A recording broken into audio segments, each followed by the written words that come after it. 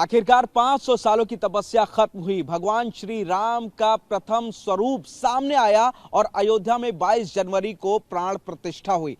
और इस अलौकिक स्वरूप के दर्शन, उनकी महिमा मंडन करने में एक और शख्स शामिल रहे। उनका बड़ा हाथ रहा है उनके मनमोहक रूप को सभी लोगों के सामने लाने के लिए, आनंदित करने के लिए। और वो हैं मनीष त्रिपाठी जी, जिन्होंने भगवान श्री राम की पोशाक को डिजाइन किया है। अपने आप में कहा जाए तो भगवान श्री राम का आशीर्वाद इन पर सीधा आया है।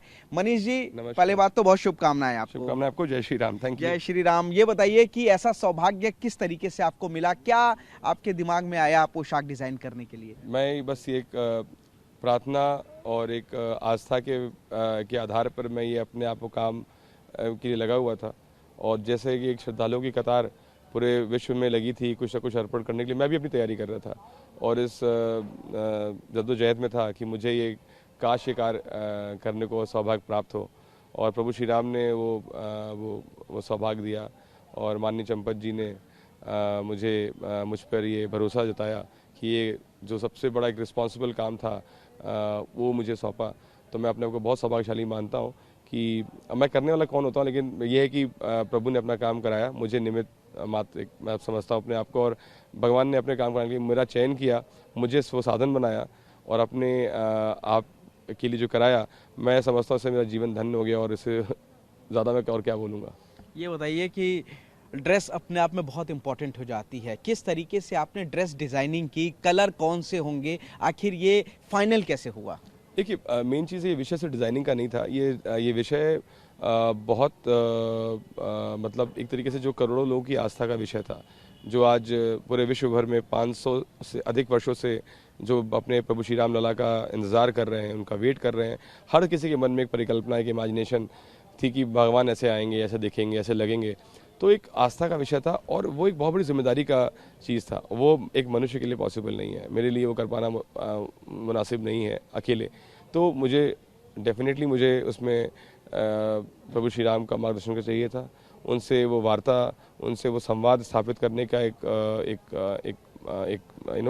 तरीका चाहिए था। एक मुझे वो मेरे अंदर वो था कि मैं कैसे, क्योंकि क्या होता है कि जो आस्था और क्योंकि एक नॉर्मल आदमी के लिए कपड़े बनाते हैं ना, तो आपको वो फीडबैक मिल जाता है कि फिटिंग कैसी है, कलर कैसा लग रहा है, आप बता सकते हैं। ठीक है, एक जो हमें ट्रस्ट की तरफ से जो हमें मानक दिए गए थे वो ऑब्वियसली वो था, वो तो एक बहुत ज़रूरी था हमारे लिए उस अपने आप को शुरू करने के लिए। लेकिन फिर भी जब एक रिस्पॉन्सिबिलिटी किसी ने आप पे ट्रस्ट किया, किसी ने आप पे जिम्मेदारी दी है कि आपको ये काम करना है, तो आपके मन में और बेचैनी हो जाती है और एक टेंशन होती है कि हाँ कुछ गलत ना हो जाए, कोई त्रुटि ना हो जाए, क्योंकि ये चीज़ पूरा विश्व देखने वाला था और वो करोड़ों लोग देखने वाले थे जो प्रभु जिनके प्रभु श्री राम है। तो इसके साथ आप कोई त्रुटि नहीं करने की कोई गुंजाइश नहीं थी। तो प्रभु श्री राम से संवाद कैसे हुआ, आखिर फाइनल ड्रेस हुई कैसे, कलर कैसे फाइनल हुए? देखिए, कलर तो हम लोगों ने जिस तरीके से जो शास्त्रों के अनुसार और जो मंदिर के जो नियम हैं उनके अनुसार हमने तो ये डिसाइड किया कि जैसे हर हफ्ते के हर दिन का एक कलर होता है। क्योंकि ये अनुष्ठान का दिन था, एक उत्सव का दिन था, तो स्वाभाविक हम पीला वस्त्र पहना जाता है। और वैसे भी प्रभु श्री राम जो है विष्णु जी के अवतार हैं और वो पीताम्बर हैं, पीताम्बर कहलाते हैं। तो पीताम्बरी वस्त्र हमने उनके लिए बनवा रखा था पहले ही, जब मैं अपनी प्रिपरेशन कर रहा था। तो ये दिमाग में था कि हाँ पीताम्बरी इनको पहनना चाहिए और वो सुकृत भी हुआ। और उसमें असली स्वर्ण और चांदी के तार थे। बट जो भगवान से संवाद करने का जो एक जरिया था वो आस्था और श्रद्धा का आधार था। जिस श्रद्धा और आस्था के बलबूते में वो काम करने पहुंचा था, जहाँ पे मैं भगवान से मांग रहा था, मुझे लगा भगवान ने ये काम अगर सुनी है मेरी और तो आगे भी सुनेंगे।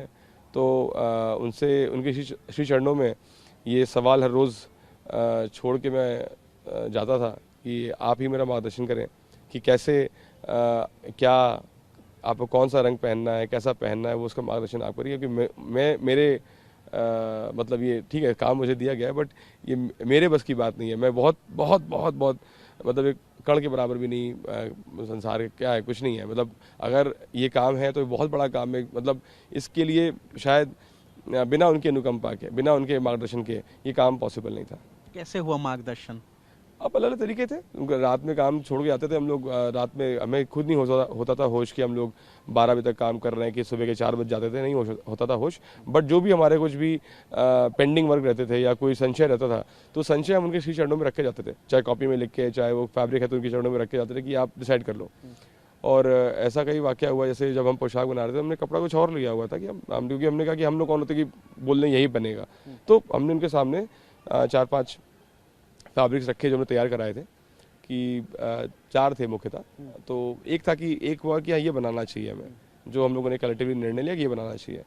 हमने मेरे मन में था संशय नहीं मुझे ये बनाना चाहिए, तो अब कन्फ्यूजन आ गया, तो हमने कहा कन्फ्यूजन तो अब मुझे माना जा रहा है कि मैं एक्सपर्ट हूँ उस चीज़ का, तो मैं तो नहीं हूँ, मैं तो भगवान में छोड़ रखा है। तो मैंने सोचा कि इनको आज छोड़ देते हैं भगवान के चरणों में, और उस सोच के साथ मैं सो गया। सुबह आते हैं तो सुबह वो जो कपड़ा हम पहला बनाने की सोच रहे हैं वो कपड़ा वहाँ पे नहीं है।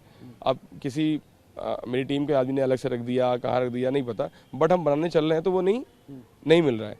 मतलब मुझे पता कि मैंने सवाल पूछा है तो नहीं मिला, मैं ठीक है उसको छोड़ो, फिर जो दूसरा उसमें बनाओ, लेट नहीं करते हैं।